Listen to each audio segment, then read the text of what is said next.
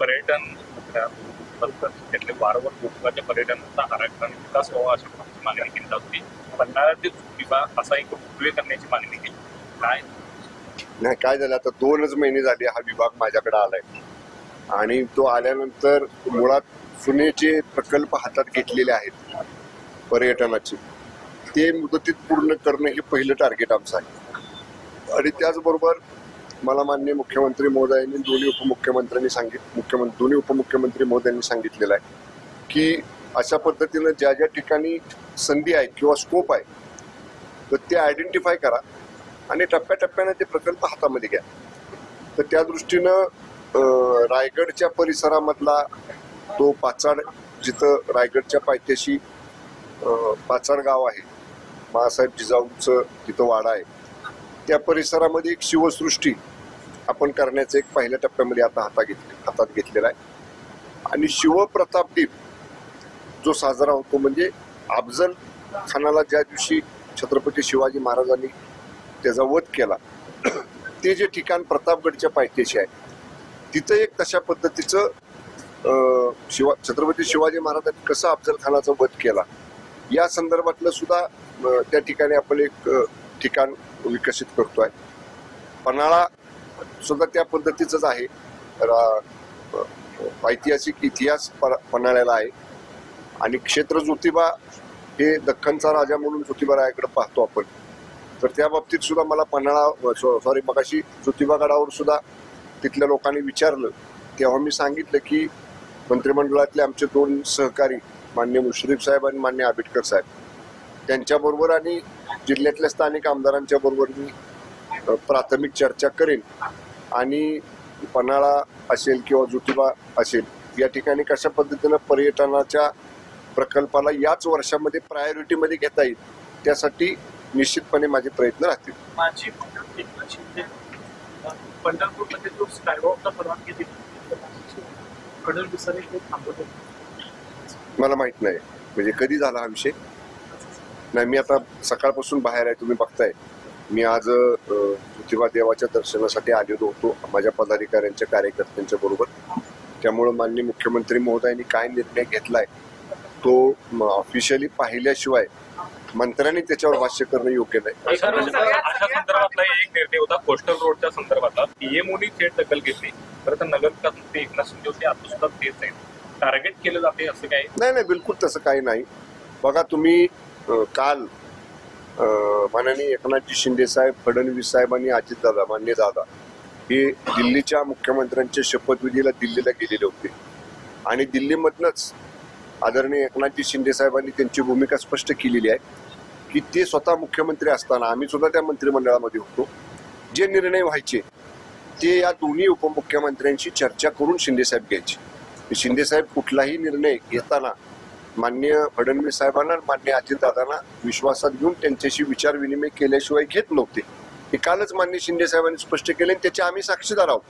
त्यामुळं आता नेमकं तुम्ही स्कायवॉकचं सांगताय किंवा कोस्टल रोडचं सांगताय याच्या बाबतीत तिथं समक्ष माहिती घेतल्याशिवाय किंवा माननीय मुख्यमंत्र्यांच्या बरोबर प्रत्यक्ष बोलल्याशिवाय त्यांचं काय मत आहे ह्याच्या बाबतीत ते जाणून घेतल्याशिवाय त्याच्यावर भाष्य करणं योग्य नाही. उद्धव ठाकरे यांनी काल उद्विग्नता अक्षरशः व्यक्त केली. म्हणजे अवस्था जपानसारखी म्हणजे एखाद दिवस जपानमध्ये भूकंपाचा धक्का बसला नाही तर आश्चर्य व्यक्त केलं जातं. तसं माझ्या बाबतीत घडतंय असं ते म्हणतात. धक्का पुरुष झालोय असं त्यांचं म्हणजे त्यांना स्वतःला बसतायत धक्के. पक्ष प्रवेश पक्षातून लोक ज्या पद्धतीनं जात आहेत, जे धक्के बसतायत रोजच्या रोज, त्यावर त्यांना तसं म्हणायचं ते रोज असे धक्के बसतायत. एखाद दिवस बसला नाही तर मग आश्चर्य वाटतात.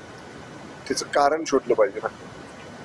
रोज रोज धक्के बसत असतील तर त्या भूकंप बसणाऱ्या ठिकाणाचं उगमस्थान कुठं आहे. आपण बघा आता भूकंप कुठेही झाला तर अमुक ठिकाणपासून नैऋत्येला इतके किलोमीटर ते ठिकाण आहे, अमुक ठिकाणापासून पूर्वेला ते ठिकाण आहे, असं ते भूकंपाचा केंद्रबिंदू दाखवतं. माननीय उद्धव ठाकरे साहेबांनी केंद्रबिंदू शोधला पाहिजे की कुठल्या मूळ ठिकाणपासून हे भूकंप सुरू होत आहेत आणि त्यांच्यापर्यंत पोहोचत आहेत. आणि तेच आम्ही 2019ला सांगायचा प्रयत्न करत होतो माननीय उद्धव साहेबांना. त्यावेळी ऐकलं नाही किंवा आम्हाला समजून घेतलं नाही आम्ही जे सांगत होतो ते, आणि त्याचे परिणाम असतील कदाचित हे की आता साहेब स्वतःच म्हणतायत की त्यांना धक्के बसतायत. अजून सुद्धा त्यांनी त्याचं उगमस्थान शोधावं, म्हणजे उगमस्थान शोधलं तर त्याच्यावरचा उपाय त्यांना करता येईल. कुठे तो केंद्रबिंदू आहे असं वाटतं तुम्हाला, कारण तुम्ही देखील काय त्याच्यासोबत काम केलेलं आहे, तो केंद्रबिंदू काय आहे असं वाटतं? आता ज्याला भूकंपाचा धक्का बसतोय त्यानं शोधलं पाहिजे ना, हे कुठून बसतायत धक्के, ते अंडरकरंट कुठून येतोय हे शोधलं पाहिजे. तिने शोधा म्हणजे सापडेल. पश्चिम महाराष्ट्र घेण्याची तयारी ठरवलेली आहे पक्षामध्ये. शिवसेनेकडून असे काही इनकमिंग होणार आहे का? कारण चंद्रकांत दादा म्हटले की यादी बीजेपी मध्ये येण्याची तयार आहे.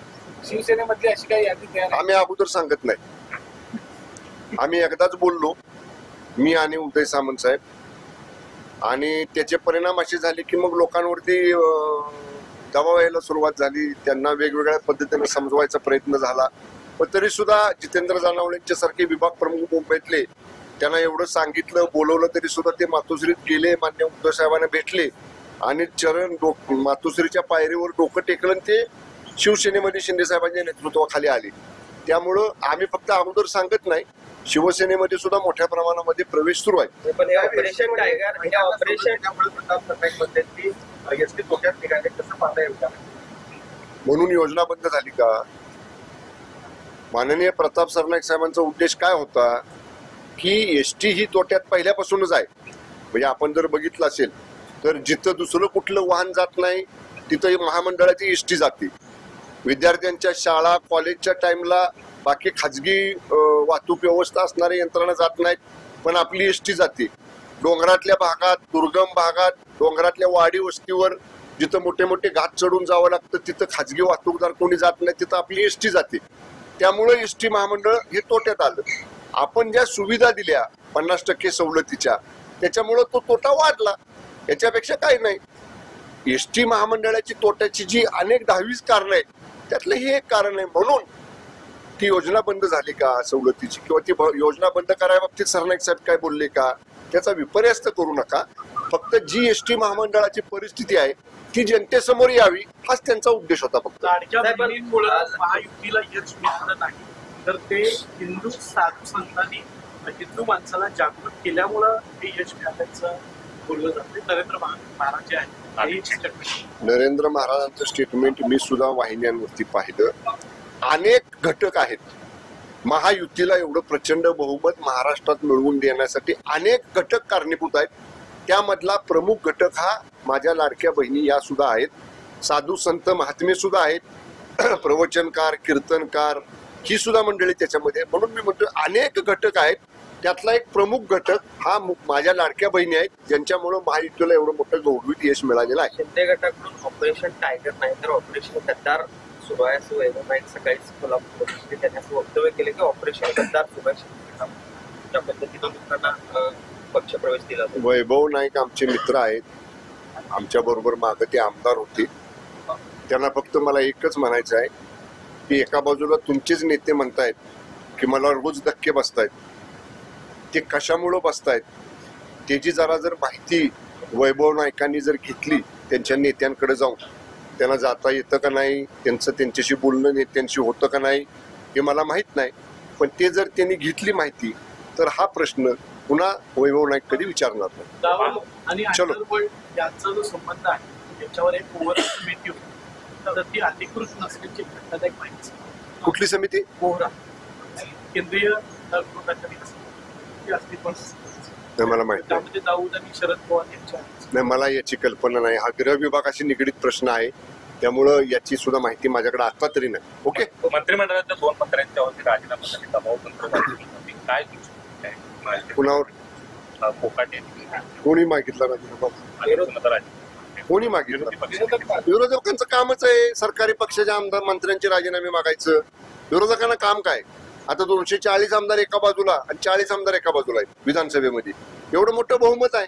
काही ना काहीतरी गोष्टी काढायच्या आणि त्याच्यावर सरकारवरती, सत्ताधारी पक्षावरती टीका करायची.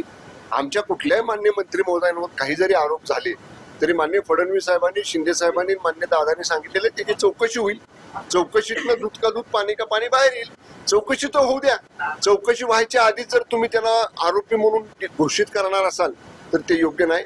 कुठल्याही राजकीय व्यक्तिमत्व असेल, लोकप्रतिनिधी असेल, त्यांच्या बाबतीत जर आरोप झाले तर त्याची योग्य यंत्रणेकडनं चौकशी झाली पाहिजे.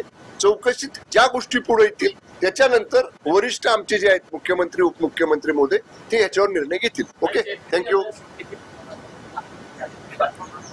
12 तारखेला मंत्रालयावरती या बाबतीत ज्या ठिकाणी लोकांचा त्या रस्त्याला विरोध आहे तिथं लोकांचा विरोध डावलून कुठलीही गोष्ट करायची नाही अशा पद्धतीची भूमिका सरकारने घेतलेली आहे. इथल्या बाबतीत विशेषतः कोल्हापूरच्या बाबतीत माननीय पालकमंत्री असतील, इथले आमचे खासदार साहेब इथं आहेत, सगळे आमचे आमदार आहेत, या सगळ्यांशी चर्चा करून जर लोकांचा विरोध असेल तर लोकभावनेचा आदर हे सरकार करेल. ओके, जिल्हा परिषदेच्या माजी सैनिकांना 7% जागा रिक्त आहेत.